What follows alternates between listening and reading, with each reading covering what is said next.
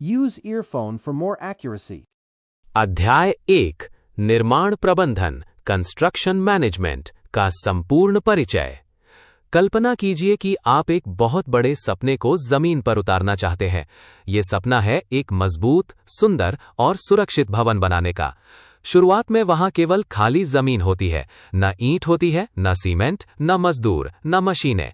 लेकिन कुछ महीनों बाद उसी जगह पर एक शानदार इमारत खड़ी हो जाती है। क्या यह अपने आप हो जाता है? बिल्कुल नहीं। इसके पीछे होती है एक बहुत महत्वपूर्ण प्रक्रिया जिसे हम निर्माण प्रबंधन या कंस्ट्रक्शन मैनेजमेंट कहते हैं। कंस्ट्रक्शन का अर्थ है निर्माण करना और मैनेजमेंट का अर्थ है किसी कार्य को योजना बनाकर लोगों और संसाधनों को सही ढंग से व्यवस्थित करके समय पर और कम लागत में पूरा करना। इसलिए कंस्ट्रक्शन मैनेजमेंट का अर्थ है निर्माण कार्य को इस प्रकार संचालित करना कि सही गुणवत्ता के साथ निर्धारित समय में निर्धारित लागत के भीतर और पूर्ण सुरक्षा के साथ परियोजना पूरी हो जाए। यही इस विषय की सबसे मूल और सबसे महत्वपूर्ण अवधारणा है। कंस्ट्रक्शन मैनेजमेंट का महत्व इसलिए बहुत अधिक है क्योंकि यदि योजना न हो तो सामग्री समय पर नहीं पहुंचेगी, मजदूर खाली बैठेंगे, मशीनें निष्क्रिय रहेंगी, खर्च बढ़ेगा, काम में देरी होगी और गुणवत्ता खराब हो सकती है।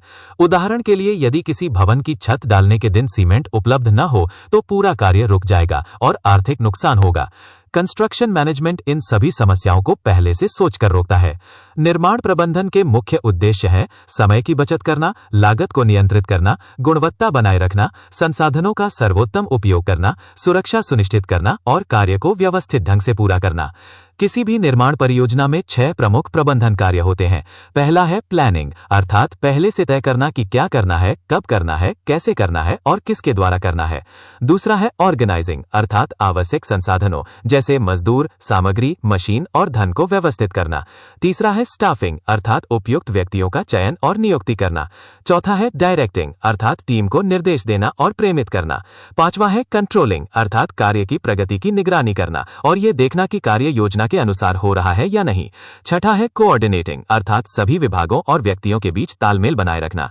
मान लीजिए एक भवन बन रहा है। प्लानिंग में तय होगा कि पहले खुदाई होगी, फिर नींव बनेगी, फिर दीवारें और अंत में छत। ऑर्गेनाइजिंग में ईंट, सीमेंट, सरिया और मशीनों की व्यवस्था होगी। स्टाफिंग में राजमिस्त्री, मजदूर। डायरेक्टिंग में साइट इंजीनियर सभी को निर्देश देगा। कंट्रोलिंग में कार्य की गुणवत्ता और समय की जांच होगी। कोऑर्डिनेटिंग में यह सुनिश्चित किया जाएगा कि सामग्री समय पर पहुंचे और सभी लोग एक दूसरे के साथ मिलकर कार्य करें। निर्माण कार्यों को सामान्यतः 3 भागों में बांटा जाता है। लाइट कंस्ट्रक्शन में छोटे भवन, मकान और दुकानें आती हैं। हैवी कंस्ट्रक्शन में बड़े बांध, पुल, राजमार्ग और नहरें शामिल होती हैं। इंडस्ट्रियल कंस्ट्रक्शन में कारखाने, बिजली घर, रिफाइनरी और औद्योगिक संयंत्र बनाए जाते हैं।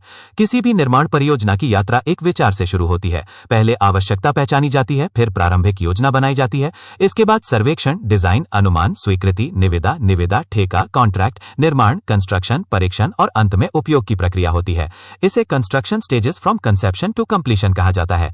निर्माण कार्य एक टीम वर्क है। इस टीम में ओनर वह व्यक्ति या संस्था होती है जो परियोजना का मालिक होता है और धन उपलब्ध कराता है। आर्किटेक्ट भवन की योजना और सुंदरता का डिजाइन तैयार करता है। इंजीनियर संरचनात्मक सुरक्षा, तकनीकी गणना और कार्य की निगरानी करता है। कॉन्ट्रैक्टर वास्तविक निर्माण कार्य करता है और मजदूरों और मशीनों की व्यवस्था करता है। इनके बीच अच्छा समन्वय होना अत्यंत आवश्यक है। यदि आर्किटेक्ट ने नक्शा बनाया, इंजीनियर ने डिजाइन जांचा, ओनर ने स्वीकृति दी और कॉन्ट्रैक्टर ने सही तरीके से कार्य किया, तभी परियोजना सफल होगी। कंस्ट्रक्शन इंडस्ट्री के प्रमुख संसाधन हैं मैन अर्थात मानव संसाधन, मटीरियल्स अर्थात ईंट, सीमेंट, रेत और सरिया, मशीनें अर्थात मिक्सर, क्रेन और एक्सकवेटर, मनी अर्थात वित्तीय संसाधन, मेथड्स अर्थात कार्य की तकनीकें और टाइम अर्थात उपलब्ध समय। इन 6 संसाधनों को सही ढंग से नियंत्रित करना ही एक सफल निर्माण प्रबंधक की पहचान है। यदि इनमें से किसी एक का भी सही उपयोग न हो तो परियोजना प्रभावित हो सकती है। उदाहरण के लिए पर्याप्त धन न हो तो सामग्री नहीं खरीदी जा सकेगी, मशीन न हो तो खुदाई में देरी होगी और समय कम हो तो कार्य जल्दी पूरा करने के लिए अतिरिक्त संसाधनों की आवश्यकता पड़ेगी। कंस्ट्रक्शन मैनेजमेंट केवल एक विषय नहीं है बल्कि एक सोच है। यह हमें सिखाता है कि किसी भी बड़े कार्य को छोटे छोटे चरणों में बांटकर योजनाबद्ध तरीके से कैसे पूरा किया जाए। जैसे एक सेनापति युद्ध से पहले रणनीति बनाता है, वैसे ही एक कंस्ट्रक्शन मैनेजर निर्माण शुरू होने से पहले हर कदम की योजना बनाता है। वो जानता है कि कौन सा कार्य कब होगा, कौन करेगा, कितना खर्च आएगा, क्या जोखिम है और उन्हें कैसे नियंत्रित करना है। इसी कारण निर्माण प्रबंधन को किसी भी निर्माण परियोजना की रीढ़ कहा जाता है। यदि रीढ़ मजबूत हो तो पूरा शरीर मजबूत रहता है और यदि निर्माण प्रबंधन मजबूत हो तो पूरी परियोजना सफल होती है। अध्याय 2 निर्माण योजना construction planning contracts, bar chart, PERT और सीपीएम का संपूर्ण विवरण। अब तक हमने समझा कि कंस्ट्रक्शन मैनेजमेंट किसी भी निर्माण परियोजना की रीढ़ है, लेकिन केवल ये जान लेना पर्याप्त नहीं कि काम को व्यवस्थित करना है।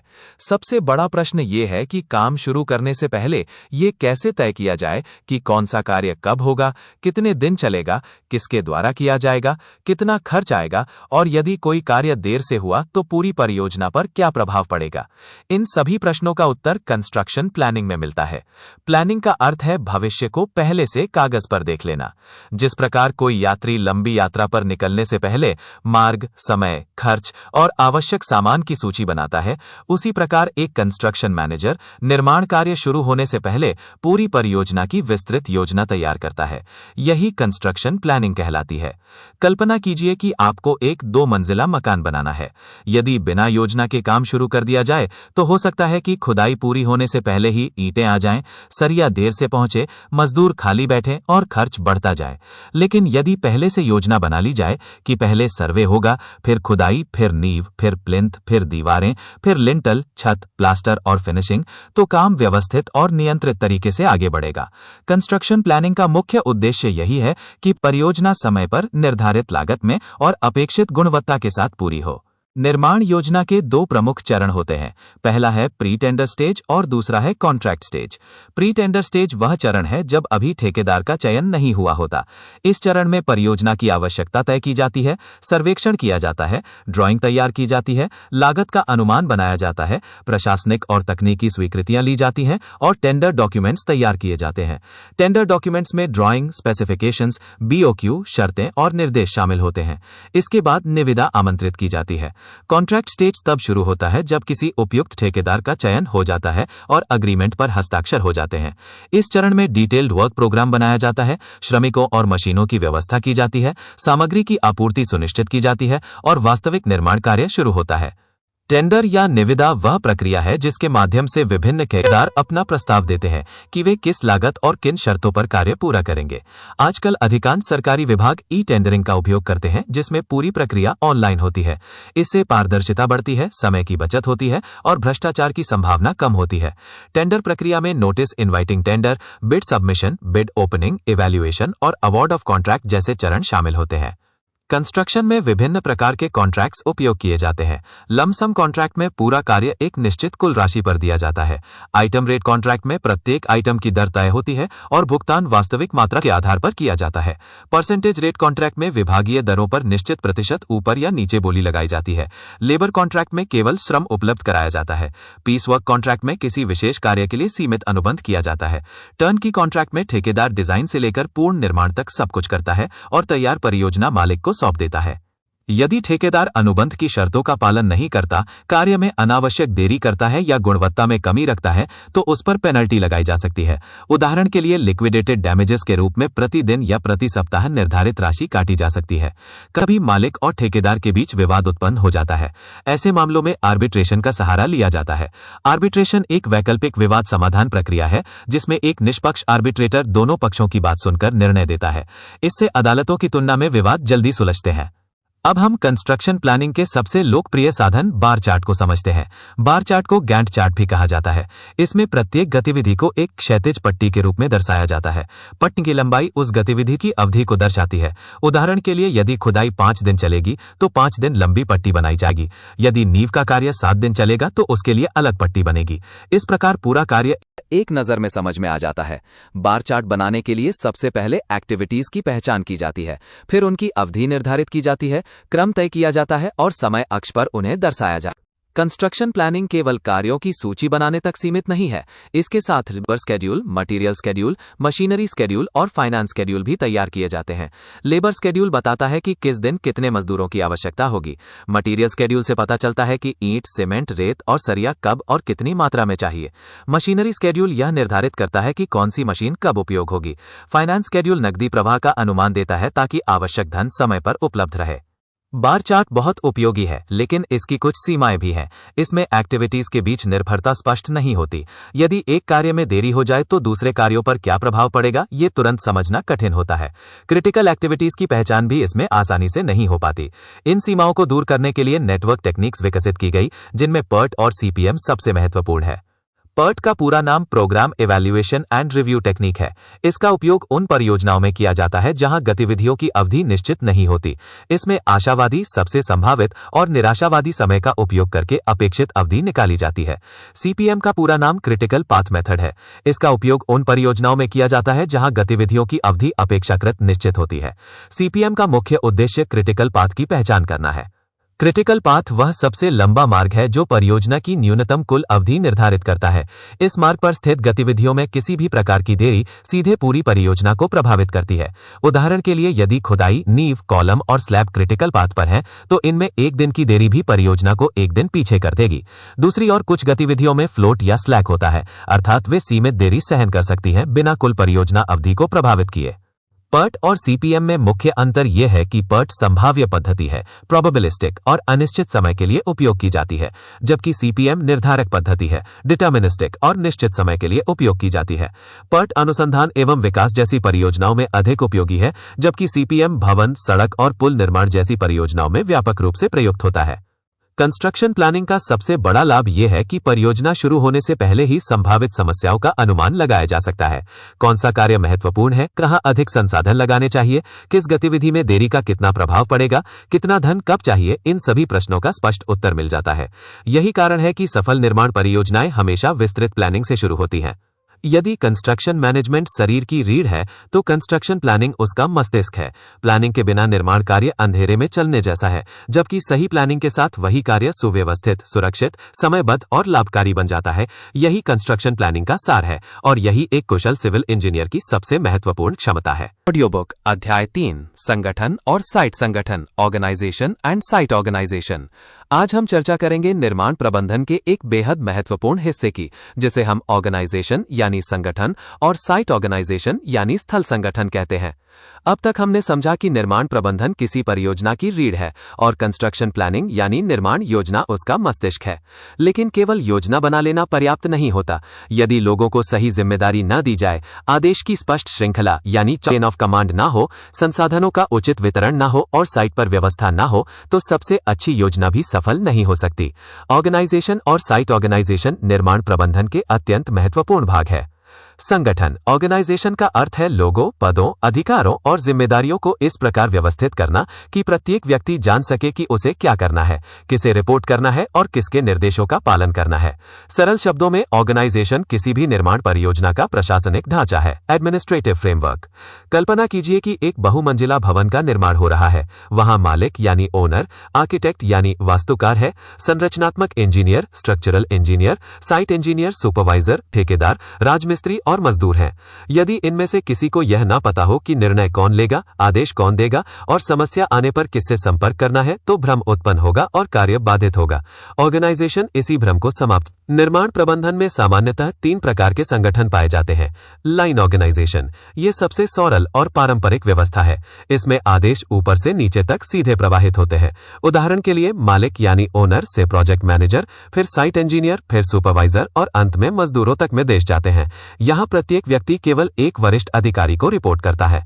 लाइन एंड स्टाफ ऑर्गेनाइजेशन, इसमें मुख्य आदेश लाइन ऑफिसर्स द्वारा दिए जाते हैं, जबकि स्टाफ यानी विशेषज्ञ यानी सलाह प्रदान करते हैं। जैसे साइट इंजीनियर मुख्य नियंत्रण करता है, लेकिन क्वालिटी इंजीनियर, सेफ्टी ऑफिसर और प्लानिंग इंजीनियर उसे तकनीकी सहायता देते हैं। बड़े निर्माण कार्यों में यही सबसे अधिक उपयोग किया जाता है। 3. फंक्शनल ऑर्गेनाइजेशन, इसमें प्रत्येक विशेषज्ञ अपने विषय से संबंधित क्षेत्र में निर्देश दे सकता है। जैसे सेफ्टी ऑफिसर सुरक्षा से जुड़े निर्देश देगा, क्वालिटी गुणवत्ता संबंधी निर्देश देगा और प्लानिंग इंजीनियर समय सारणी पर मार्गदर्शन करेगा। साइट संगठन को समझते हैं। इसका अर्थ है निर्माण स्थल पर श्रमिकों, सामग्री, मशीनों और सुविधाओं की ऐसी व्यवस्था करना जिससे कार्य सुचारू रूप से चलता रहे। सामग्री का भंडारण यानी मटेरियल स्टोरेज एंड स्टैकिंग। सामग्री प्रबंधन बहुत जरूरी है। ब्रिक्स यानी इन्हें समतल स्थान पर व्यवस्थित ढंग से रखा जाता है। सीमेंट इसे सूखे और नमी रहित गोदाम यानी मॉइस्चर प्रूफ गोडाउन में रखा जाता है और लकड़ी के प्लेटफॉर्म पर जमाया जाता है ताकि नीचे से सीलन ना आए। स्टील इसे जमीन से ऊपर सपोर्ट पर रखा जाता है ताकि जंग से कोरोजन से बचाया जा सके। कंक्रीट मिक्सर, बैचिंग प्लांट और क्रेन्स जैसी मशीनों को इस प्रकार रखा जाता है कि सामग्री की आवाजाही न्यूनतम हो। उदाहरण के लिए मिक्सर को रेत, गिट्टी और पानी के स्रोत के निकट रखना चाहिए। जॉब लेआउट यानी जॉब प्रेपरेशन। जॉब लेआउट एक योजनात्मक नक्शा होता है जिसमें सामग्री भंडारण क्षेत्र, मशीनों की स्थिति, श्रमिक आवास, कार्यालय, गोदाम, बिजली, पानी की व्यवस्था और सुरक्षा क्षेत्रों को दर्शाया जाता है। एक अच्छा जॉब लेआउट समय और परिवहन लागत दोनों। साइट पर श्रम संगठन यानी लेबर ऑर्गेनाइजेशन एट साइट। प्रत्येक श्रमिक को उसकी क्षमता के अनुसार कार्य सौंपा जाता है। राजमिस्त्री, बढ़ई यानी बारबेंडर, इलेक्ट्रीशियन और प्लम्बर अलग टीमों में काम करते हैं। उनके लिए पेयजल और प्राथमिक उपचार यानी फर्स्ट एड जैसी सुविधाएं अनिवार्य हैं। एक सुव्यवस्थित साइट को देखकर ही समझ में आ जाता है कि वहां अच्छा प्रबंधन है। यदि प्लानिंग परियोजना का मस्तिष्क है तो ऑर्गेनाइजेशन उसका तंत्रिका तंत्र है, नर्वस सिस्टम, और साइट ऑर्गेनाइजेशन उसके हाथ पैर हैं जो योजना को वास्तविकता में बदलते हैं। अध्याय 4, निर्माण श्रम और श्रमिक कानूनों की कहानी। Construction labour and labour laws. अब तक हमने समझा कि किसी निर्माण परियोजना की सफलता के लिए योजना, संगठन और साइट व्यवस्था कितनी आवश्यक है। लेकिन यदि ध्यान से देखा जाए तो किसी भी निर्माण कार्य की वास्तविक शक्ति न मशीनों में होती है, न केवल सामग्री में, बल्कि उन लोगों में होती है जो अपने हाथों से ईंट उठाते हैं, सरिया बांधते हैं, कंक्रीट डालते हैं और एक साधारण जमीन को भव्य संरचना में बदल देते हैं। यही लोग कंस्ट्रक्शन लेबर अर्थात निर्माण श्रमिक कहलाते हैं। निर्माण उद्योग की सबसे महत्वपूर्ण और सक्रिय शक्ति श्रमिक होते हैं। यदि मजदूर न हो तो सबसे उत्कृष्ट ड्राइंग, सबसे आधुनिक मशीनें और सबसे बड़ी पूंजी भी निष्क्रिय रह जाती है। भारत में निर्माण श्रमिकों की स्थिति लंबे समय से चुनौतीपूर्ण रही है। बहुत से श्रमिक असंगठित क्षेत्र से आते हैं, वे अस्थायी रूप से कार्य करते हैं, मौसम की कठिन परिस्थितियों में काम करते हैं और अनेक बार पर्याप्त सुरक्षा तथा सामाजिक सुविधाओं से वंचित रहते हैं। यही कारण है कि सरकार ने विभिन्न श्रम कानून बनाए ताकि श्रमिकों को उचित वेतन, उचित सुरक्षित कार्यस्थल, सेफ वर्कप्लेस और सामाजिक सुरक्षा प्रदान की जा सके। कंस्ट्रक्शन मैनेजमेंट का एक महत्वपूर्ण दायित्व ये भी है कि श्रमिकों के अधिकारों की रक्षा की जाए और उन्हें सम्मानजनक कार्य वातावरण दिया जाए। वेजेस अर्थात मजदूरी वो धनराशि है जो श्रमिकों को उनके कार्य के बदले दी जाती है। मजदूरी दैनिक, साप्ताहिक या मासिक आधार पर दी जा सकती है। किसी भी निर्माण परियोजना में मजदूरी लागत का महत्वपूर्ण भाग होती है। यदि मजदूरी उचित हो और समय पर भुगतान किया जाए तो श्रमिक संतुष्ट रहते हैं और उत्पादकता बढ़ती है। इसके विपरीत भुगतान में देरी होने पर कार्य प्रभावित हो सकता है। इसलिए एक कुशल निर्माण प्रबंधक ये सुनिश्चित करता है कि श्रमिकों का भुगतान नियमों के अनुसार और समय पर हो। अब हम प्रमुख श्रम कानूनों को कहानी की तरह समझते हैं। पेमेंट ऑफ वेजेस एक्ट का उद्देश्य ये सुनिश्चित करना है कि श्रमिकों को उनकी मजदूरी समय पर और बिना अनुचित कटौती के मिले। यदि किसी श्रमिक ने पूरे सप्ताह ईमानदारी से कार्य किया है तो उसे निर्धारित तिथि पर उसका भुगतान अवश्य मिलना चाहिए। ये कानून वेतन भुगतान की प्रक्रिया को नियमित करता है और अनावश्यक कटौतियों पर नियंत्रण रखता है। मिनिमम वेजेस एक्ट 1948 ये सुनिश्चित करता है कि किसी भी श्रमिक को सरकार द्वारा निर्धारित न्यूनतम मजदूरी मिनिमम वेजेस से कम भुगतान न किया जाए। उदाहरण के लिए, यदि किसी राज्य सरकार ने निर्माण श्रमिक के लिए न्यूनतम दैनिक मजदूरी निर्धारित की है तो उससे कम भुगतान करना कानून का उल्लंघन होगा। ये कानून श्रमिकों को शोषण से बचाए और उनकी मूल आर्थिक सुरक्षा सुनिश्चित करता है। लेबर वेलफेयर फंड एक्ट का उद्देश्य श्रमिकों के कल्याण के लिए निधि एकत्र करना है। इस निधि का उपयोग चिकित्सा सहायता, शिक्षा, आवास और अन्य सामाजिक सुविधाओं के लिए किया जाता है। इससे श्रमिकों और उनके परिवारों के जीवन स्तर में सुधार होता है। कंस्ट्रक्शन लेबर सेफ्टी एक्ट्स और अन्य सुरक्षा संबंधी नियम ये सुनिश्चित करते हैं कि निर्माण स्थल पर हेलमेट, सुरक्षा बेल्ट, दस्ताने, जूते और प्राथमिक उपचार जैसी आवश्यक सुविधाएं उपलब्ध हों। ऊंचाई पर कार्य करते समय फॉल प्रोटेक्शन, बिजली कार्यों में इंसुलेशन और खुदाई में शोरिंग जैसी व्यवस्थाएं दुर्घटनाओं को रोकती हैं। सुरक्षा केवल नियम नहीं है बल्कि प्रत्येक श्रमिक के जीवन की रक्षा का माध्यम है। निर्माण श्रमिकों को अक्सर विभिन्न श्रेणियों में बांटा जाता है, जैसे अकुशल, अनस्किल्ड, अर्धकुशल, सेमी स्किल्ड, कुशल कुशल और उच्च कुशल हाईली स्किल्ड। अकुशल श्रमिक सामान्य कार्य करते हैं। अर्धकुशल श्रमिक कुछ तकनीकी सहायता प्रदान करते हैं। कुशल श्रमिक जैसे राजमिस्त्री, बढ़ाई और बार बेंडर विशेष कार्य करते हैं, जबकि उच्च कुशल श्रमिक जटिल और सटीक कार्यों में विशेषज्ञ होते हैं। लेबर ऑर्गेनाइजेशन का उद्देश्य श्रमिकों को सही कार्य में लगाना, उनकी उपस्थिति दर्ज करना, मस्टर रोल में उत्पादकता की निगरानी करना और आवश्यक सुविधाएं उपलब्ध कराना है।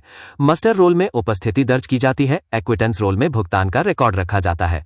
यदि श्रमिकों को स्वच्छ पेयजल, शौचालय, विश्राम स्थल और प्राथमिक उपचार की सुविधा मिले तो उनकी कार्यक्षमता में उल्लेखनीय वृद्धि होती है।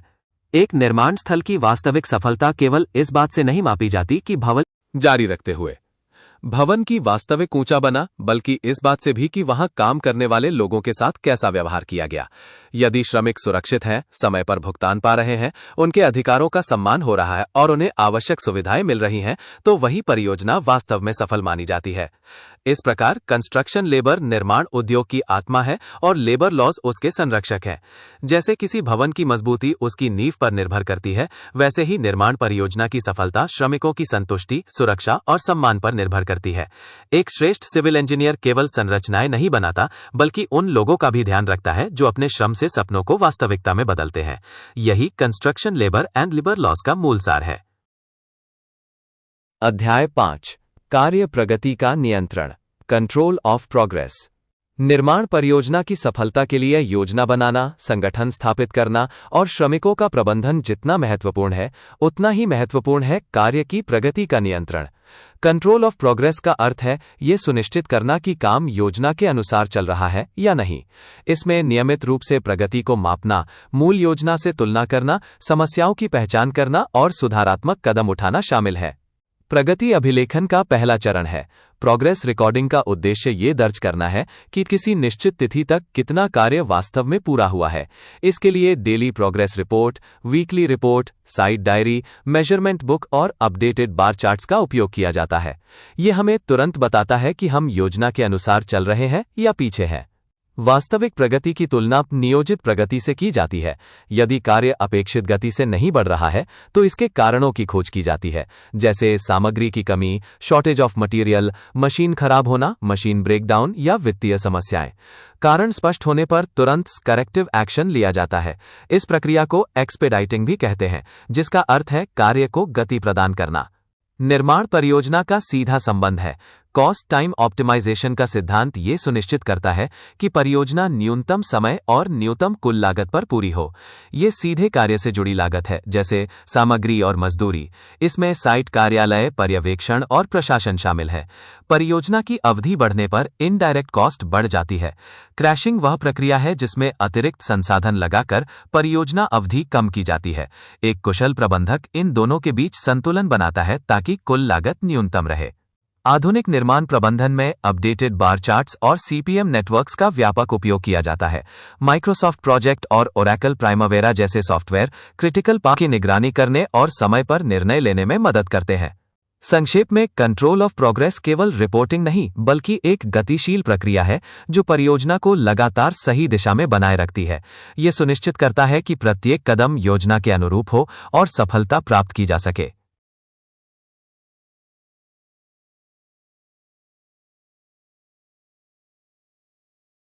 क्षमा करें, मुझे आपकी बात ठीक से सुनाई नहीं दी। क्या आप कृपया दोहरा सकते हैं कि आप क्या चाहते हैं?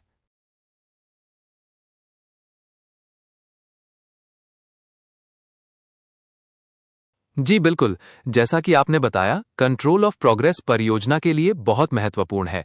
हमने इसमें रिकॉर्डिंग, विश्लेषण, सुधारात्मक कार्रवाई और समय लागत संतुलन को समझा। अध्याय का निष्कर्ष यही है कि एक सफल निर्माण परियोजना केवल अच्छी योजना पर नहीं, बल्कि प्रगति की निरंतर निगरानी और समयबद्ध समाधान पर निर्भर करती है। ये प्रबंधन का वह तंत्र है जो परियोजना को लक्ष्य की ओर अग्रसर करता है। अध्याय 6, निरीक्षण और गुणवत्ता नियंत्रण, इंस्पेक्शन एंड क्वालिटी कंट्रोल।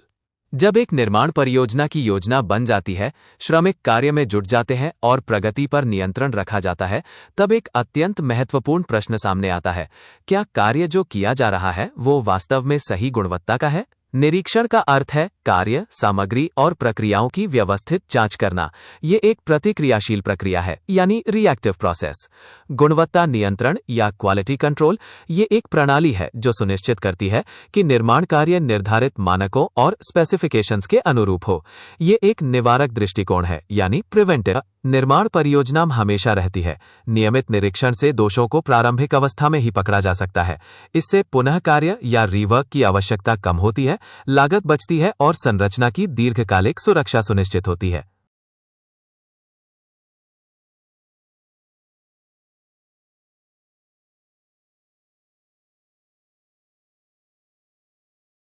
जी बिल्कुल।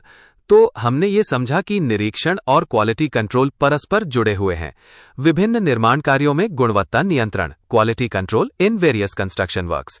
मिट्टी का कार्य, इसमें कंपैक्शन यानी मिट्टी की उचित कुटाई बहुत महत्वपूर्ण है ताकि बाद में जमीन धंसे नहीं। डेंसिटी और मॉइस्चर कंटेंट की जांच आवश्यक है। ईंटों और मसाले की गुणवत्ता के साथ साथ प्लम्ब और लेवल का ध्यान रखना जरूरी है ताकि दीवारें सीधी खड़ी रहें। आरसीसी रीइंफोर्स्ड सीमेंट कंक्रीट ये सबसे महत्वपूर्ण है। मिक्स प्रोपोर्शन यानी मसाले का अनुपात और रीइंफोर्समेंट यानी सरिये का सही नियोजन अनिवार्य है। क्यूब टेस्ट के माध्यम से मजबूती की जांच की जाती है। अंत में गुणवत्ता नियंत्रण एक सतत प्रक्रिया है जो परियोजना को सुरक्षित, टिकाऊ और मानकों के अनुरूप बनाती है। प्रक्रिया का एक महत्वपूर्ण पहलू ये भी है कि ये केवल निर्माण के दौरान नहीं चलती। गुणवत्ता नियंत्रण एक सतत प्रक्रिया है, ये कभी भी समाप्त नहीं करती। ये सही सामग्री के चयन यानी स्टैंडर्ड प्रोसीजर्स और प्रशिक्षित श्रमिकों के ट्रेंड लेबर को सुनिश्चित करती है। दस्तावेजीकरण भी अत्यंत महत्वपूर्ण है। डेली रिपोर्ट्स, मेजरमेंट बुक्स और क्वालिटी टेस्ट रिकॉर्ड्स भविष्य के संदर्भ के लिए आवश्यक है। एक निर्माण परियोजना की वास्तविक गुणवत्ता वर्षों बाद दिखाई देती है। गुणवत्ता नियंत्रण के बिना रिसाव यानी लीकेज, दरारें और संरचनात्मक विफलता जैसी गंभीर समस्याएं उत्पन्न हो सकती हैं। निष्कर्षतः निरीक्षण और क्वालिटी कंट्रोल जहां प्रगति की विश्वसनीयता सुनिश्चित करते हैं, वहीं ये पूरी परियोजना का मूल आधार भी बनते हैं। एक श्रेष्ठ सिविल इंजीनियर केवल निर्माण नहीं करता, बल्कि उसकी सुरक्षा और टिकाऊपन की गारंटी भी देता है।